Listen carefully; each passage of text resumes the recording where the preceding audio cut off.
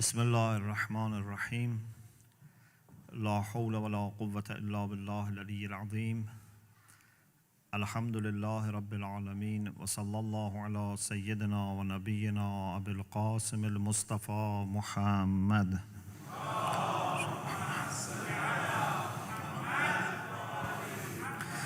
وآله الطيبين الطاهرين لا سيما بقية الله في الأرضين أجل الله تعالى فرجه الشريف وجعلنا من أعوانه وأنصاره.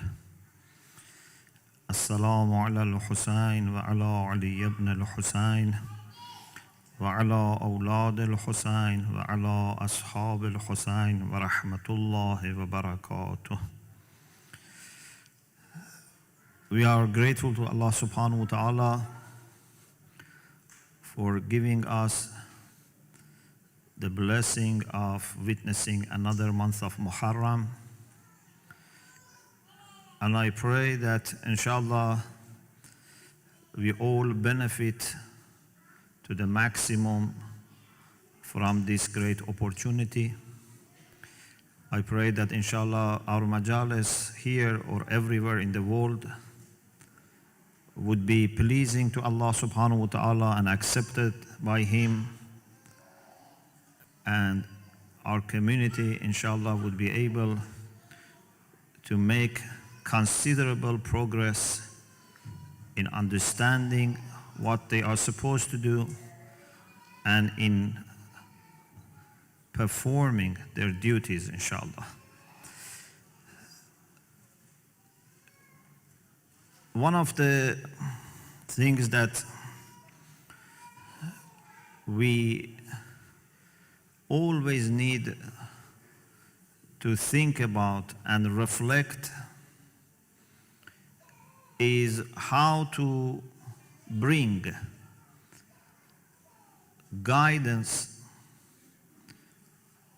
and indeed light which is available in the teachings and in the life of Ahlul Bayt alayhimus salam into our personal, family, social life today.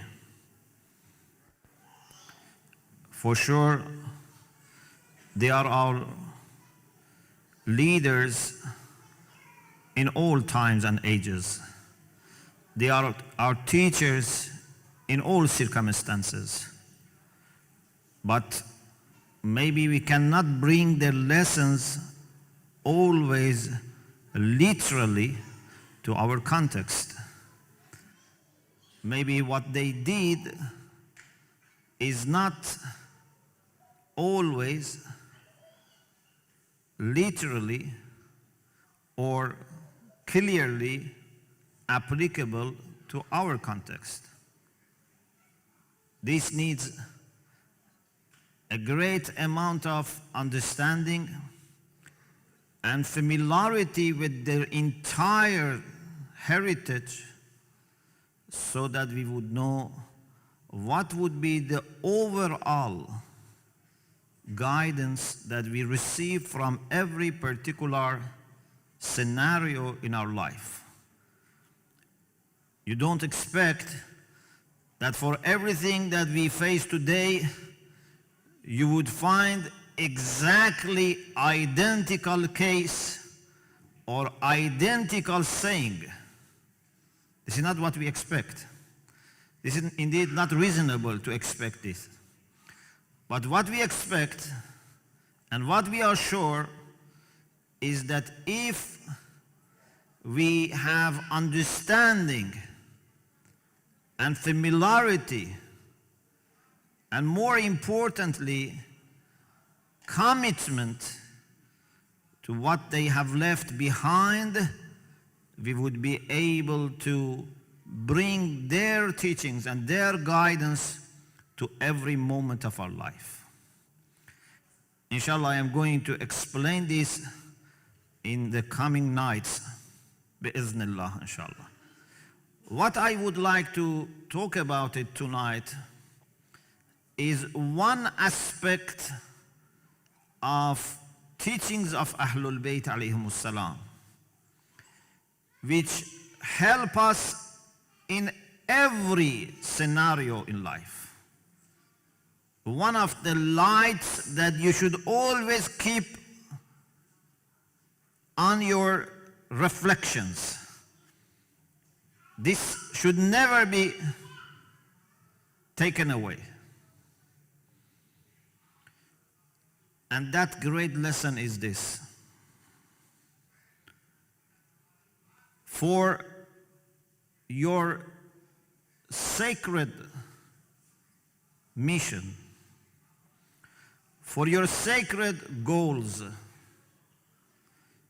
you cannot use means which are not sacred or are not at least morally acceptable. If you want success, you must make sure that you use means that are appropriate, that are morally acceptable, and never justify means. This is a very simple lesson that we fail to forget. I would like to reflect tonight on some episodes from the life of Prophet Muhammad sallallahu alaihi wasallam.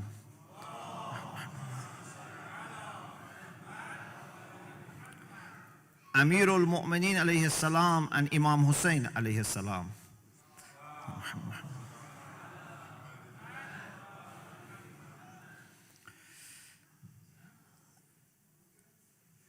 During the life of Prophet Muhammad sallallahu alaihi wasallam, there were lots of challenges.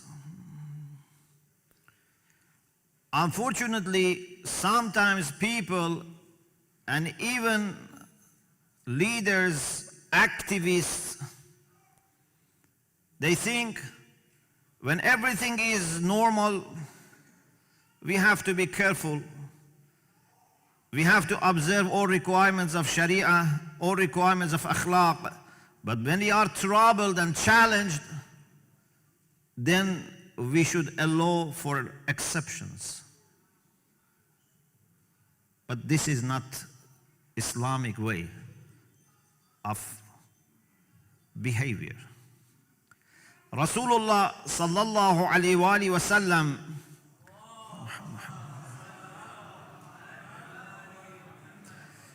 whether it was the time of peace or war, whether it was the time of being unknown like early years in Mecca or well-known like Medina, whether he was alone or he had thousands of followers, he never compromised about his moral standards. If he was honest and truthful and trustworthy, this was throughout his life. 40 years before Islam, he was Sadiqul Amin. In Mecca, when he had no rule or government or political power, he was honest and trustworthy. To the extent that the people of Mecca, the leaders, the powerful people, even after 13 years of fighting his message, still had no doubt about his trustworthiness. And they used to leave their valuables with the Prophet. And as you know, when Rasulullah was traveling, was migrating from Mecca to Medina, he had lots of amanat, lots of trust from the same people who were fighting him. They never thought, because we have been torturing his companions and killing them and forcing them to migrate to Ethiopia, now he may compromise and would be no longer trustworthy. Or he may allow exceptions and say, okay, I'm going to be trustworthy with my followers, my people, but with these people, I am not going to be any more observing trustworthiness. No. They knew that even if you want to kill him, if you have already killed his followers, but you ask him, could you please look after this amana for me? He would keep it for you and would give it back to you. When Rasulullah in that difficult time had to migrate from Mecca to Medina, it's a very critical time. It's not by accident that Muslims have taken that as the beginning of Islamic calendar. It's like starting a new era, a new age. Rasulullah is leaving Mecca, his loved city, and holy Kaaba behind. He's leaving some of his followers behind. He is going to a new world,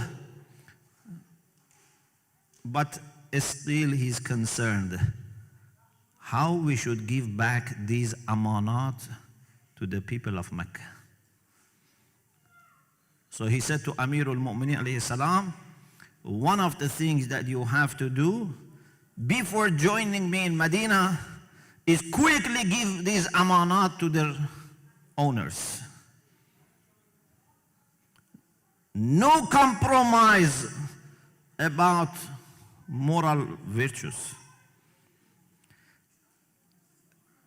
In those early years of Islam,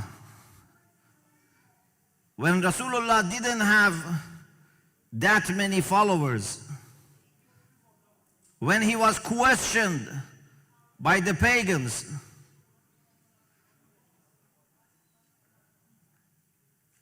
a very interesting opportunity for those who are opportunists emerged. Of course, for Rasulullah, this was not an opportunity, but for opportunists, this was a very golden opportunity. Because when son of Prophet Ibrahim died, who was a very young boy, there was a sun eclipse. And some people said, look, even the sky is mourning and sharing with Rasulullah his musibah. It was a very good opportunity. And Rasulullah, could you have used that? Or he could have kept silent and say, okay, I didn't say this, but let these people say this and convince pagans. But Rasulullah didn't keep silent. Rasulullah corrected his people. Said, these are signs of Allah. Sun and moon are signs of Allah. They don't go into eclipse because of anyone's death. So this shows that we cannot use immoral means for our ends, even if that is a spread of Islam, calling people towards Islam. Because if for a moment you think, you would yourself understand Islam is not a political game. Islam is not a search for power or fame or money. Islam is the path for guidance. How can you fool people and deceive people and tell them lies and think you are serving Islam? It's impossible. In the time of Amirul Mu'mineen alayhi salam, we find lots of examples. A very well-known example is when the council appointed by the second caliph was asked to choose the next caliph. You know, 6 people were appointed to make decision who would be the next caliph. And the second caliph gave them some guidelines. They approached Imam Ali, who was himself one of the members. And they said to Imam Ali,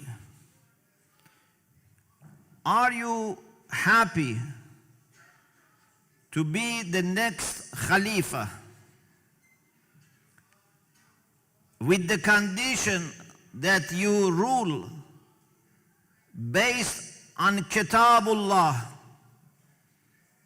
wa sunnat nabiyyihi wa sirat al-shaykhain?" According to the Quran, according to Sunnah of the Prophet, and according to the practice of the last 2 Khalifa. If Imam Ali had said yes, just one word, then he was going to become Khalifa. And all those things that happened in the time of the 3rd Khalifa would not have apparently happened. He could later correct everything. He could make intention of Tawriya. And you know Tawriya means to say something which has 2 meanings, and what the audience understands is different from what you have meant. But Imam Ali alayhi salam didn't say yes, didn't keep silent, didn't do any political game, any politics. He said no, only Kitabullah wa Siratu Nabiyyih, nothing other than these 2.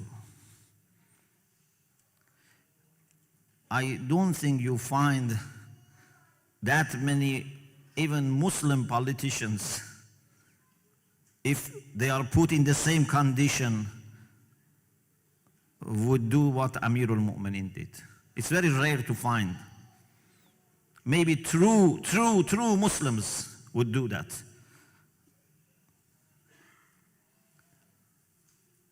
Inshallah, maybe in coming nights I have more reflection on this incident and I may come back to this. Another incident which is very important is what we find during the Imama and Khilafah, both, because Amir al-Mu'mineen was Imam after the demise of the Prophet, but his Khilafah, his apparent Khilafah, was the almost last 5 years of his Imamah. So there was an incident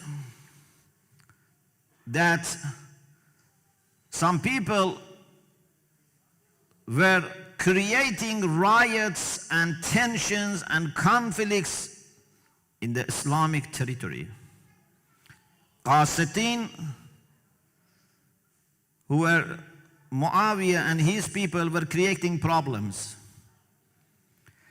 Amirul Mu'mineen was asking people to join army so that they can face these troublemakers. But many people were hesitant. So you are the Imam, but also you are the Khalifa. By Allah you are appointed as Imam, but also people have accepted you. You are exercising political leadership as well. And you see someone like Muawiyah is causing disorder in the Ummah. You have a sacred goal here, and that is to bring a stability and security to the country by having a strong army, and people don't listen to you. In that condition, Amirul Mu'mineen alayhi salam said what you can find in Sermon 69 of Nahjul Balagha. After complaining, he says, وَإِنِّي لَعَالِمٌ بِمَا يُصْلِحُكُمْ. I know how to deal with you and force you to do what is right. I know all the techniques and tactics that other leaders do to force people to join the army. وَيُقِيمُ عَبَدَكُمْ. I know how to make you straight. وَلَكِنِّي. Let us all remember this. وَلَكِنِّي لَا أَرَى إِصْلَاحَكُمْ بِإِفْسَادِ نَفْسِي. But I don't believe that I should correct you by damaging my own piety, by compromising about my own salah. I am a moral leader. I'm not going to compromise. I know how to act like other people. Inshallah, for you, I would read some other episodes, what Imam said, comparing himself to Muawiyah. Inshallah, tomorrow, because my time is over, I will mention episode from Imam Hussein alayhi salam. But what is important from all this is that every person, father, mother, neighbor, businessman,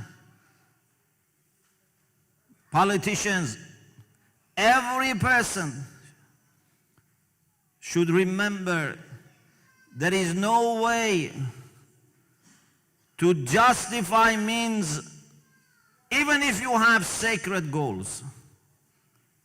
Means by themselves should be moral, should be satisfactory. Otherwise, you would never succeed.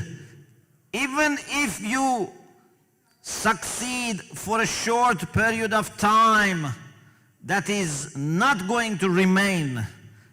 That is not going to bring good to you or to the society. Inshallah, we will continue this discussion tomorrow. And I hope, inshallah, all of you would take these lectures, inshallah, very carefully and seriously, and share with me your comments, because, inshallah, we have many, many important topics to cover in these nights. I would like to end with sending just quickly few salams to Muharram, and we are ready, inshallah, for brother to, inshallah, bless us with the rest of the program. Salam man be Muharram بقصه و غم مهدی. My salam to the month of Muharram, which has just arrived and has blessed our gatherings. My salam to the sorrow and pain in the heart of Imam Mahdi, who in these days and nights is mourning for his grandfather, Abu Abdullah. Salam man be Muharram, Muharram Gule Zahra. My peace and salam to the month of Muharram, which belongs to the flower of Lady Fatima. The month in which dear members of the family of Rasulullah, Amirul Mu'mineen and Lady Fatima were picked up from the earth like flowers. Salam man be Muharram be Karbala o Jalalash, به لحظه های پر از حزن و غرق درد و ملالش. My salam to the month of Muharram, to Karbala and its glory, to the moments in this month which are full of sorrow, which are filled with pain and grief. Salam man be Muharram be hal khasde Zainab, ببین آیت داغ دل شکسته زینب.